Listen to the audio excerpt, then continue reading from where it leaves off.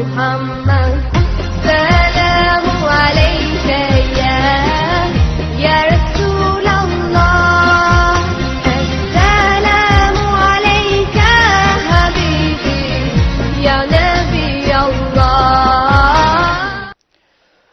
الحمد لله رب العالمين والعاقبة للمتقين ولا عدوان إلا على الظالمين وأشهد أن لا إله إلا الله وحده لا شريك له وأشهد أن محمدا عبده ورسوله صلى الله عليه وعلى آله وصحبه أجمعين. أما بعد bang do ko nurut na sai ero ko no dum kum tayo magendo ko no do garomo di chengu wedi di chengari joma o di chengma ila mirut na sai kajinti kana kala chiel ma eni chengu na sai no gole wono madame polo keno di chengu na sai ke tu wono madame polo mama yo di chengma ni faida maduong kum ja Islam ko jalno apok ober ja Islam ngata men pich marut na sai ching machal kama ndi ching maber minunguni yaumun du'ina fihi ila dhiyafati rahman ndi ching marut na sai lungu amuno modabed wende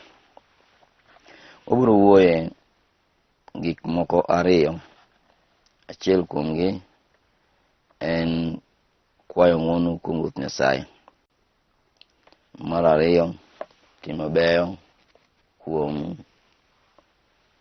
newadu wachako gitimo beyo newadu. An Abi Hurairah radhiyallahu anhu anin nabiy sallallahu alayhi wasallam qala, Abi Hurairah ena chil kum jupunjere jawte Muhammad kuigutu dikuome wachona upkelno punju kwa kum jawte Muhammad kuigutu marut Nyasaye odhikuome wachona ni kala man nafasa an mu'min kurbatan min kurabi dunya nafasa Allahu anhu kurbatan min kurabi yaumil qiyamah. Al-hadith.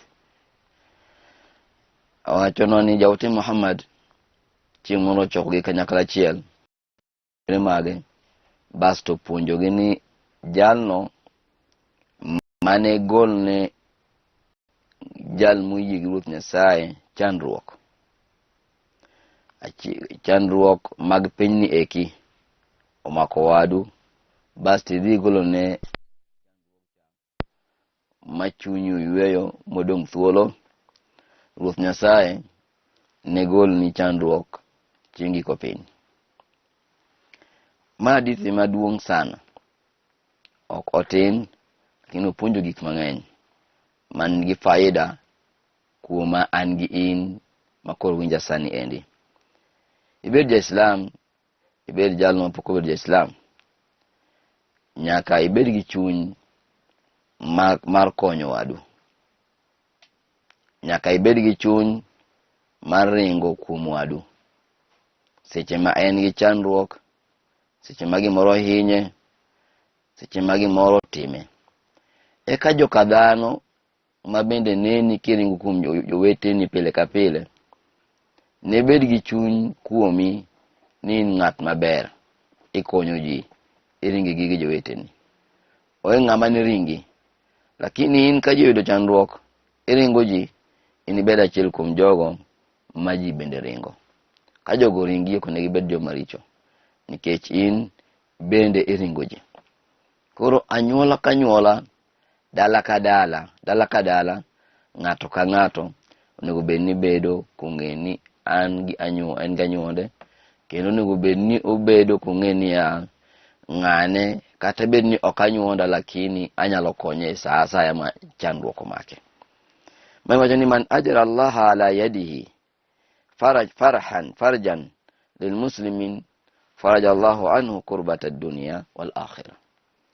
Wacho ni ng'at jalno Ruoth Nyasaye biro keto hawi e lwete, kendo Ruoth Nyasaye biro keto hawi mar konyo ng'ate e lwete, basto odhi okonyo wadgi, odhi okonyo miyo wadgi, odhi okonyo rawera wadgi, odhi okonyo jaduong' wadgi. Ruoth Nyasaye biro golo ne chandruok chingi ko piny. Ntie chandruok mabiro chingi ko piny kuom jogo mane otimo richo. To jogo manotimo beyo ne bed gi mor maduong' chieng' giko piny. Kech timo beyo ok yot. Ni vumilia itimo beyo ne Ruoth Nyasaye nyaka chieng' wuok wang' piny kar ka in ng'ama ler, en gima tek sana. Ma ng'ato ka ng'ato dwaro ni mondo mi otim beyo e wang' piny kar ka, mondo mi iwuog e wang' piny kar ka ng'ama ber. Achiel kuom timo beyo en mowacho kar sani endi ni kineno wadu katimo ka gimoro mako kata chandruok moro mako, nyaka iring mana kuome itim na maber. Wacho nani ya man farraja an muslimin kurbatan, ng'at mabiro golo chandruok kuom ja-Islam kata jalno mapok obedo ja-Islam, ja'ala Allahu ta'ala lahu yawm al-qiyamati sab'ina min nuri ala sirati. Ruoth Nyasaye chieng' giko piny niket ler 70. Ler 70. To ler 70 gi ne kaw to ne kete yoe moluwo. Koponi ng'at ma chunye nitie konyo ji, kik ibed ng'at mabagua ni nyaka obed ma ja-Islam kikony. Kony ng'ata ng'ata. Konyo mari cha en achiel kuom dawa fi dini l-Islam. Achiel kuom lungu ji machiegni e din mar Islam. Inyalo konyo jalno mapok obedo ja-Islam ma obed ja-Islam. Kata jal ma mikonyo cha inyalo konye mone ber mar jogo ma jo-Islam. Kisani ji mang'eny wacho ni din mar Islam en din ma inege ji, en din mar wagaidi, en din mar aracha. Lakini ok en kamano. Din mar Islam en din ilungi ji kuom Ruoth Nyasaye. Tachiel kuom lungo ji kuom Ruoth Nyasaye ni ikony dhano wadu mora mora, kik itimne marach kata kik ihinye. E seche mikonyo cha, wabedo gi yie motegno ni Ruoth Nyasaye ne miyi mich kuom gima itimo ne dhano wadu. Iyudo wadu katuo, onge go uwezo madhi go hospital. To in gi mtoka moro nyalo ting'e mtokini itero hospital. Maka chiel kuom timbe ma Jawoti Muhammad ne timo ni jirendene. Iyudo ka wadu seche moko biro tamo chulo hospital. To in gi pesa, kawo pesa cha ichul ne bill mar hospital. Kendo kik iduogi bande. Ichulo ne yini bande ndiyo nyalo bande nikech mano hakima mari. Lakini ka chuny maber ma iye miye Ruoth Nyasaye ni mi chingi ko piny. Lianna ma anfaqta fi dari dunya satarahu yawm al-qiyamah. Kech gima igolo e wang' piny kar ka, kaka chiwo ni wadu e wang' piny kar kae, Ruoth Nyasaye ni ng'isi godo chingi ko piny. Gima imiyo wadu chingi wang' piny kar kae, Ruoth Nyasaye ni mi chingi ko piny. Koponi golo hospital, nomoko hospital. Seche moko ikwaye laki 5, en Kenyatta umoko kujocho. Idhi chulo ne laki 5 cha. Ming'ise ni hadha afun laka. Ang'ise ni laki 50 ni kiki duoko na miya nikech in chwech mar Ruoth Nyasaye, to an be an chwech mar Ruoth Nyasaye, wa nahnu ikhwanan fi tawhid. To wan wete e bwo la ilaha illallah. Wan wete e bwo chike mag Ruoth Nyasaye. Kech wan joka dhano, Ruoth Nyasaye mochweyowa, to keto wang' piny kar ka, nakuna ikhwanan fil alamin. Mondo wabed wete e wang' piny kar kaendi. Koro kik wabed jogo mabagwana ni maja Islami makonyo to maja Kristo weyo. Kata maja Kristo makonyo, maja Islam weyo. Wabed jogo ma ikhwanan fil alamin. Wabed jogo ma wete e wang' piny kar kae. Liyuhasibana Allah subhanahu wa ta'ala bihisabil kiram. Mondo mi Ruoth Nyasaye chingi ko piny odhi omiwa hisabu mag jogo mogwedhi e wang' piny kar kaendi. Asema Ruoth Nyasaye bomiye ler, miluongo ni nuru, chingi ko piny e yoe ng'at mokonyo wadgi. Liyastadhi'a biwadha'iha alam la yahsihim illa Rabbul Azza wa Jalla. Kendo ler cha buro bedo kuom jo chwech duto te mane wang piny kar ka nikech ng'at achiel otimo beyo. Ruoth Nyasaye miye ler 70, ler gi eki biro bedo kamenyo yor mar ji te e wang piny kar kae, mar jogo manotimo beyo. Jogo manotimo beyo kaka en bende notimo beyo, ler cha biro menyo nigi wang'ayo. Ng'ani omi ler mare, ng'acho omi ler mare, koro ler gi riwore kamoro achiel to menyo piny duto te, menyo kama ji dhiye kar kwano ji chieng' giko piny. Koro miyo wadwa ja-Islam, magi achiel kuom gigo magolo ji e chandruok mar biro chieng' giko piny. Koro kinde matim maber, Ruoth Nyasaye ne ng'onni, Ruoth Nyasaye ne keti maber, ne keti ber achiel kuom jogo mabeyo chieng' giko piny. Ruoth Nyasaye, Jawte Muhammad wacho niya, man sarrahu an yanjiyahu Allah min kurabi yawmal qiyamah. Ng'at ma magombo mondo mi Ruoth Nyasaye okete mabor gi chandruok mar giko piny kata chandruok mar chieng' kiyama, falyunafis an mosiri aw yadha anhu. Onego bed ni golo ni ng'at mantie kar chandruok, ng'at mantie matek. Ng'at mantie kama tek, idhi kacha ikony ng'ano. Seche moko kech ka ng'acha cha, dhi kacha cha imiye chiemo. Seche moko tuoche orome dende dalane kacha cha, kacha manyne yath. Seche moko make ne jela, gole e jela. Kik ikaw wadu tiweyo. Kata kidhi e jela, idhi waro jomoko e jela, to in gowezo. Idhi kata golo wadu e jela. Idhi in gowezo maduong' gi nyalo maduong'. To nitie ng'at moro modong' kacha cha, ma en onge gi nyalo. Oyuak ni ng'ane kikonyi golo an be kar ka wadu kori golo. Gole. Gole cha kelo gweth maduong' ewi mwandu magi. Kelo gweth maduong' ewi mich ma Ruoth Nyasaye omiye wang piny kar ka. Biasachi mitimo biro bedo maber nikech igolo ng'ate jela. Ng'acha goero kamano maduong', igole shida. Idhi michulo ne gowi mana tame chule jela, umiyo ne jela nyaka sani. Koro miyo wadwa tek matek kama intie, tem matek ilam Ruoth Nyasaye kibedo gi bed jachi ng'at magolo Ruoth Nyasaye. Ruoth Nyasaye jone ya wa anfiqu mimma razaqnakum min qabla yati yawmul ahadakumul mauta. Goluru gigo chiwo kuom gigo mawamiyo we wang piny kar kae kapok tho magu ochopo. Kapok tho mari ochopo, pok iwuok wang piny kar ka, tem matek ibed ng'at machiwo. Tem matek ibed ng'at magolo. Tem matek ibed ng'at mamiyo ng'ato ka ng'ato kwayo. Ka in goro tigolo timiyo ng'ato. Tem matek ibed ng'at ma yuthiruna ala anfusihim law kana bihim khasasa.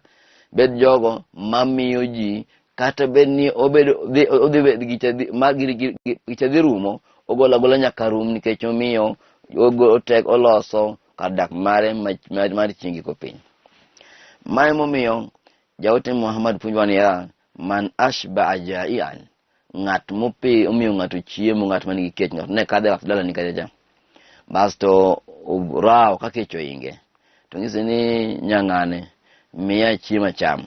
Kata ng'ise ni wuod ng'ane, miya siling 100 adhi madho chai. Kik ituone 100 no. Ka ingi chiemo dhi agulu, itokni chiemo imiyo cham. Kogo erokamano in gi gweth maduong' e Ruoth Nyasaye. Achiel kuom japuonjre Jawte Muhammad, ma Jawte Muhammad nomiyo puonj maber. Puonj mar dak gi ji maber. Chieng' moro achiel maskini nokadho dalane. Jadhier nokadho dalane. Ng'at maonge gi nyalo. Ka ng'ani nigi kech ahinya. Kech noingo ng'ani, basto ong'iso japuonjre Jawte Muhammad ni konya kata gi mkate na madho. Oyudo kochamo mkate.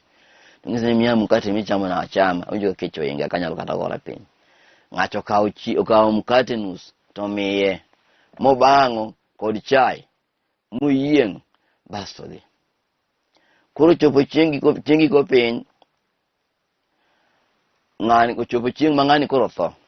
Achiel kuom japuonjre Jawte Muhammad ni koro japuonjre Jawte Muhammad koro ochopo kama koro tho. Sahaba oluore, ng'ise ni wach ni la ilaha illallah Muhammadur Rasulullah. Kichwanjo Islam wayie niya, ka ng'ato tho kawacho ni la ilaha illallah Muhammadur Rasulullah, dakhala janna. Ng'ani donj ka dak maber mar polo. Yani la ilaha illallah en ni onge Nyasaye moro amora milamo mak mana Nyasaye achiel kende.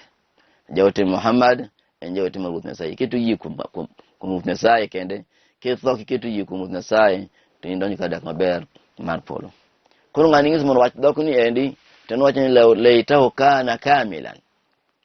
Leitahu kana kamilan. En wacho dhok moro mopogore gi jogi gimiyo jogi wacho. Mang'ise seche motho cha malaikni oluore. Malaikni ng'ise beyo manotimo. Achiel kuom beyo manotimo en miyo jalcha mkate nus mobang'o. Koro neno ber manoyudo kuom mkate nus manomiyo ng'at manigi kech. Upenjo malaikni ya hadha liman. Malaika ng'ise ni ya gorofa ni mari. Tupenjo malaika ni gorofa ni mara dieri. Nikech ang'o? Wacho ni gorofa ni miyudo ni iyudo mbele Ruoth Nyasaye kae kama idhi. Ma gima ni loso e kinde mane intie wang' piny. Ma en odi Ruoth Nyasaye oikoni iwuok e kitho sani tidonjo e odni. Ng'ano nigi buok maduong' e dhod chunye kendo en gi mor. Openjo malaikni hadha liman. Ma mich ni ayudo nikech ang'o? To ma odni en ot mar ng'a? Mich ni mar ng'a? Ing'ise ni ma mich momiyi Ruoth Nyasaye. Timiye iyudo nikech mkate nus mane miyo jal moro nokadho dala ni chieng' moro kech kayo. Nimiye mkate nus mobang'o. Emi Ruoth Nyasaye omiyi gini. Koro kata in nyuka mimiyo ng'ato gokombe achiel kik ilandi ni ng'ane ti loko madala na kaka chiemo. Ng'ano loso ni kar dak mari chieng' giko piny. Ng'ano ti loka mana mfuko mare. En to nena to kwa mana 100 kwa mana 200. Ng'ano kokwayi Ruoth Nyasaye arshadahu ala tarikika. Ruoth Nyasaye ong'ise mondo mi oluyoi mondo mi olos ni kar dak mari chieng' giko piny. Kendo japuonjere jaote Muhammad odogo ng'isi ni kul la ilaha illa Allah. Ng'isi ni wach ni onge Nyasaye mamela makon Ruoth Nyasaye achiel kende. Jaote mamare jaote mar Ruoth Nyasaye to wacho ni laitahu kana ba'ida. Laitahu kana ba'ida wacho ni lao kanyo no ndego bedo mabor. Safarno no bedo safari maduong' mabor sana. Yani kata bedni bedie ni kama nwadhie no ni en kama bor zaidi mondo mi amed yudo ute mang'eny e mbele Ruoth Nyasaye. Mang'isa ni kidhi yud timo be wang' piny kar kae nitie ot megere polo kuchocho. Maka poni iwuok e wang' piny kar kae midhi ka in ng'ama ber ma ilamo Ruoth Nyasaye tidhi dak maber e kar ngima manyaka chieng'. Kendo bedo ng'at ma tajiri maduong' e mbele Ruoth Nyasaye chieng' giko piny. Koro miyo omor gi mich mimiye to penjo malaika ot mar ariyo mar ng'a? Ot mar ariyo be mari nikech noyudo ng'at moro mane puth. Ng'ani ne swedre gi sendane ne dhi lemo. To ting'o ng'ache ding'eye kotero ka nyathi mathin. Oting'o wadgi ding'eye otero e muskiti mondo dhi olam Ruoth Nyasaye. Mama puonjwa ni ng'at ma kawuono oidho mtoka, dhi kata kanisa, dhi e muskiti. Iyudo ka ng'at moro wuotho ka dhi e muskiti, kata wuotho ka dhi e kanisa, kata wuotho ka dhi e chiro, lakini kumodhi cha pod bor. Kikiwe aweya ni kadhe gi mtoka, idumo kume buru, inyono pi mtoka luor mtoka chamuko, olo kume pi nikech en maskini. Ng'is kechung mtoka ng'ise ni ng'ane idhi akowi mbele. Kumadhi ni kumidhi apane medhi idhi akowi mbele. Idho moidho go kende no Ruoth Nyasaye mimich. Oidho mtoka ni endi ikowe nyaka kama odhiye noro kata bedni kichope kama nodhiye lakini ngini amaro mo chope lakini koro yo koro pogo lakini ngisi kara ko lori kama nedhi kacha Ruoth Nyasaye bro mi mich maduong'. Koro kama intie temate kibed ng'at man gi chuny mar chiwo, chuny mar golo, chuny mar miyo wadu, kikiwe wadu ka chandre kata jomoko nitie makata jirani chiewo oko chiewo gotieno. Sinimoko nyathi jirani tho oingore ilono ko hospital ten gi mtoka to buko ni mtoka no matich oko yieni mondo yedhi gi jotuo. Mano ng'at ma chunye rach. Mtoka ni ok yedhi jok ma kaka un kama ka kata mtok tich ni iko go nyathi hospital okang ne miriembi tich seche moko nyalo miyo gweth yudre mamedi chiew nyaka tich. Koro miyo tafadhali kama intie kain kata gi gari kata in gi ndiga kata ionge godo ting'e ni ng'ane ogoni dho dung ni ng'ane yaw ainyra yaw mondo ikony ng'awadu kikiwe wadu ka wadu inyore inego nyaka ng'ate bathi matho iniling'e ot ikuot e odi okidwa konyo wadu mano ok gima ber. Koro Islam ok puonjo mana ni mondo mi ibed achiel kuom jogo makonyo ji. Islam ok puonjo wadui. Islam ok puonj dhao. Islam ok puonj koko. Islam ok puonj ni mondo mi we ng'ato ka ng'ato hinyore. Islam puonjo ni mondo mi wakony ng'ato, wakony ji. Kendo jaote mawacho ni awakasarianan, kata ng'atno mabiro rwako ne wadgi nanga, wadgi onge gi lewni. Seche moko nitie nyathi kiche kor gweng' icho, inyiewo lewni tere kor gweng', ipogo nyithi mondi kiye, mondi liete rwako lewni ka. Yani in gi weze e town ka, iidho mtoka gi lepi gi eki. Ok iidho ni ng'e joki kia. Idhi e gweng' cha, ikapango deye mbeleni, deye muti, pange mbeleni, imiyo lewni. Ipango mine muti, mine mondong' ma mondi liete, imiyo lewni. Ipango jende, imiyo lewni, imiyo wuoche. Mago gweth duto. Kata bed ni ok gimiyi kura, sabati mondo ng'ato golo gir mondo omiye kura. Kata bed ni ok omiyi kura, lakini itimo gicha cha nikech idwaro mondo mi Ruoth Nyasaye omiyi, Ruoth Nyasaye biro miyi chieng' iko piny. Koro kama intie kidwa gweth maduong' kabisa, temie loso nyingi kate e gweng'u. Temie loso nyingi kamoro amora ma intie. Temie konyo wadu. Kata seche moko en gi puodho maduong', isepuro mari mitieko, dhi kony wadu doyo. Komo mari mitieko, dhi komo wadu komo. Ma dhiang' chamo puoth wadu, dhi gol ne dhiang' chaki cham puoth wadu. Diendu wadu dere kor chiel, dhi gol ne diend chande. Ma e Islam. Eka kone ubeni dak gi wadu ma ja Islam, kata jalno ma ok ja Islam. Jaute Muhammad ne nigi jirani mane chande sana. Jirani niketo ne chiethe dhot, niketo ne takatake dhot, niketo ne kudhe e dhode, ne yanye kila wakati. Chieng' mane jirani ni, chieng' moja jaute Muhammad chiewo, oyudo ka jirani cha ok oketo gik moko jaketo ka pile. Mo wuoro sana. Kauno ng'ani ang'o mo ne keto gik mojaketo ka. Dhiane e ode dhiang' seche moko tuo. Jaute Muhammad owuok dhi limo jasike. In ng'at timo ni pile ka pile gi marach. To kono ng'ani chieng' machielo koso timo gini, odhi limo kor jasike. Wacho ni ng'ani maka ng'ato neno, ka ng'ato ono ka ng'ane yanyiga pile ka pile, bas topo ka in midhi bede dala neni kori kwae ni bwana ng'ani kari tuo. Ji wacho ni ng'ani ofuga mana kama. Ng'ani ma yanyi pile ka pile ni ere ka dango dhi obede dhode kendo go kode mbaka. Mano ok chuny. Ng'ato timo ni marach, in kiki timne marach, kiki chul kuoro. Ng'ato baye gi tong', in kiki baye gi tong' marach. Ng'ato yanyi, in kiki yanye, in kiki chul kuoro. Ng'ato timo ni marach, kiki chul kuoro, ibed ng'at maber ma ng'eyo ni ng'ane en wadwa kata bed no timo